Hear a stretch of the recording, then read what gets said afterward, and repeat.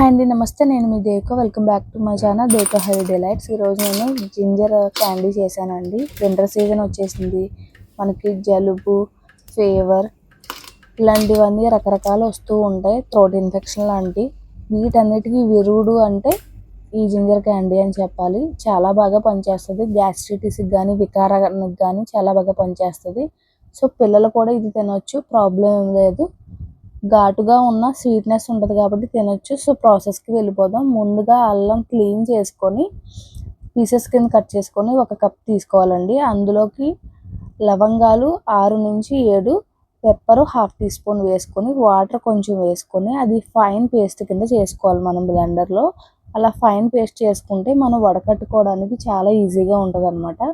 So ఇప్పుడు మనం ఒక క్లాత్ తీసుకొని అందులోకి ఇది ట్రాన్స్ఫర్ చేసుకొని ఈ పేస్ట్ అనేది అందులో ఇంకొంచెం వాటర్ అనేది యాడ్ చేసేసి, మనం ఆల్రెడీ బ్లెండర్లో బ్లెండ్ చేసుకునేటప్పుడు కొంచెం వాటర్ వేసాం, మళ్ళీ ఇప్పుడు కొంచెం వాటర్ వేస్తే మనం వడకట్టుకోవడానికి చాలా ఈజీగా ఉంటుంది.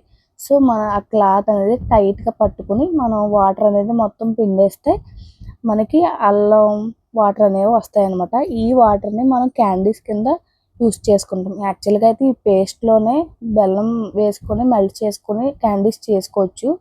బట్ పిల్లలకి ఇస్తే వాళ్ళు పీచు కింద ఉంటే కొంచెం ఇష్టపడరు కాబట్టి వాళ్ళకు కూడా మనం ఇవ్వచ్చు కాబట్టి నేను ఇలా క్యాండీస్ కింద చేశాను.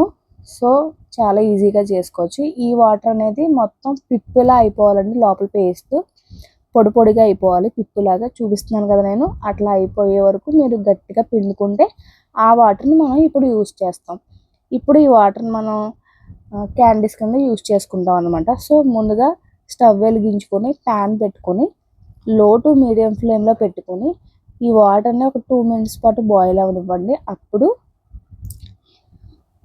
నేను ఇక్కడ 1 కప్పు అల్లానికి 1 కప్పు బెల్లం అనేది తీసుకున్నాను. అది కూడా ఆర్గానిక్ బెల్లం అనమాట. మీరు పాత బెల్లం అయినా ఏ బెల్లం అయినా యూస్ చేసుకోవచ్చు. బట్ నేనైతే ఇక్కడ ఆర్గానిక్ బెల్లం యూస్ చేస్తున్నాను. సో లో టు మీడియం ఫ్లేమ్లో పెట్టుకొని మీరు ఈ మొత్తం ప్రాసెస్ కంప్లీట్ అయ్యే వరకు నిదానంగా గరిటెతో కానీ స్పెటులాతో కానీ కలుపుకుంటూ ఉండాలన్నమాట. ఈ బెల్లం మెల్ట్ అయ్యే వరకు ఉండి అందులో కొంచెం చిటికెడు ఉప్పు అనేది వేసుకోవచ్చు. మీరు బ్లాక్ సాల్ట్ అయినా వేయచ్చు. నేను నార్మల్ సాల్టే వేసాను. సో అది మెల్ట్ అయ్యే వరకు ఉండి అది ఇంక జాగ్రత్తగా నిదానంగా పాకం అనేది దగ్గరికి రావాలన్నమాట. పాకం అనేది దగ్గరికి వచ్చే వరకు కూడా మీరు నిదానంగా కలుపుకుంటూ ఉండాలండి. లేదంటే బెల్లం అనేది మాడిపోతుంది. కన్సిస్టెన్సీ అనేది మాడిపోతే బాగోదు. సో కన్సిస్టెన్సీ ఎలా ఉండాలంటే రిబ్బన్ కన్సిస్టెన్సీ రావాలి. పాకం అనేది మనం వాటర్లో వేస్తే మనం పట్టుకుంటే విరగాలి. టంగ్ టంగ్ అని శబ్దం రావాలి. టక్ టక్ అని శబ్దం వచ్చేలాగా ఉండాలి. సో నేను అక్కడ ఆల్రెడీ వాటర్లో వేసాను.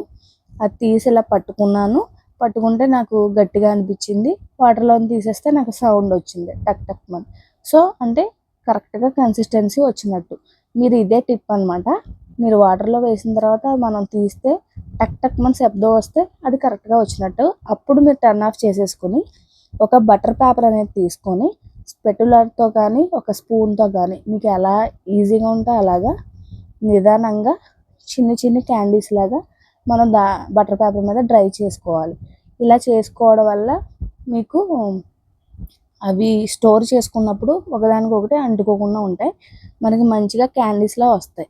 కానీ ఈ ప్రాసెస్ మొత్తం కొత్తగా ఎవరైతే ఈ బెల్లంతో వంట చేసేవాళ్ళు ఎవరైతే ఉన్నారో కొత్తగా వంట చేసేవాళ్ళు చాలా నిదానంగా చేసుకోవాలండి. ఈ బెల్లం పాకం అంటుకుంటే కనుక చాలా మంట వచ్చేస్తుంది. సో చాలా ఈజీగా జాగ్రత్తగా నిదానంగా చేసుకోవాలి. అలాగే హై ఫ్లేమ్లో పెట్టేసి దగ్గర లేకుండా మధ్య మధ్యలో వచ్చి తిప్పి అలాంటివి చేస్తే మాత్రం అడుగంటేస్తుంది. సో నిదానంగా ఇలా చేసుకున్న తర్వాత కొంచెం చల్లారిన తర్వాత కొంచెం గోరువెచ్చగా ఉన్నప్పుడు తీసుకొని మనం కొబ్బరి ఉండలు ఎట్లా చేసుకుంటాం అలా కొంచెం తీసుకొని రౌండ్ క్యాండీస్లా కూడా చేసుకోవచ్చు. చాలా బాగుంటాయి. పూర్తిగా డ్రై అయిపోతాయి. మామూలు చాక్లెట్స్ మనకు బయట ఎలా దొరుకుతాయి అలా ఉంటాయండి. చాలా బాగుంటాయి. పిల్లలు కూడా తింటారు. చాలామంది ఘాటు తినేవాళ్ళు ఉంటారు కదా, వాళ్ళకి కూడా ఇవ్వచ్చు. ఏ ప్రాబ్లం ఉండదు. ఇది ఆరోగ్యానికి మాత్రం చాలా మంచిది. అండ్ వింటర్ సీజన్లో మనకు జలుబు వచ్చినా దగ్గు వచ్చినా ఇవి తింటే చాలా రిలీఫ్గా ఉంటుంది. అలాగే నోరు బాగున్నప్పుడు కూడా ఇవి తింటే చాలా బాగుంటాయి. సో తప్పకుండా ట్రై చేయండి. ఇప్పుడు నేను 30 నిమిషాల నుంచి 1 అవర్ వరకు మనం ఆరబెట్టుకోవాలండి. ఆరబెట్టుకున్న తర్వాత డ్రై అయిపోయిన తర్వాత అప్పుడు తీస్తే క్యాండీస్ అనేవి అట్లా వచ్చాయి. మీరు బటర్ పేపర్ యూస్ చేస్తే సరిపోద్ది. ఆ బటర్ పేపర్ మీద మీరు ఆరబెట్టేసుకోవాలండి. కానీ 30 నిమిషాల నుంచి 1 అవర్ పాటు ఖచ్చితంగా చేసుకోవాలి. మినిమం టైం అయితే అంత ఒక 1 అవర్ ఉంచేసుకుంటే మీకు పూర్తిగా డ్రై అయిపోయినాయి అనుకోండి, గ్లాస్ జార్లో స్టోర్ చేసేసుకోవచ్చు. అప్పుడు అంటుకోకుండా ఉంటాయి. అంతేనండి, చాలా ఈజీ. సో ఇలాంటి కుకింగ్ వీడియోస్ కోసం మన ఛానల్ అయితే సబ్స్క్రైబ్ చేసుకోండి. మీ ఫ్రెండ్స్ రిలేటివ్స్కి షేర్ చేయండి, లైక్ చేయండి. నేను కొన్ని రెసిపీస్ షార్ట్స్లో కూడా పెడుతున్నాను. సో అవి కూడా మీరు చూసుకొని ఇంట్లో ట్రై చేయండి, కామెంట్ చేయండి, నేను రిప్లై ఇస్తాను. సో అలాగే మన ఛానల్ అయితే మాత్రం సబ్స్క్రైబ్ చేసుకోండి, మర్చిపోవద్దు.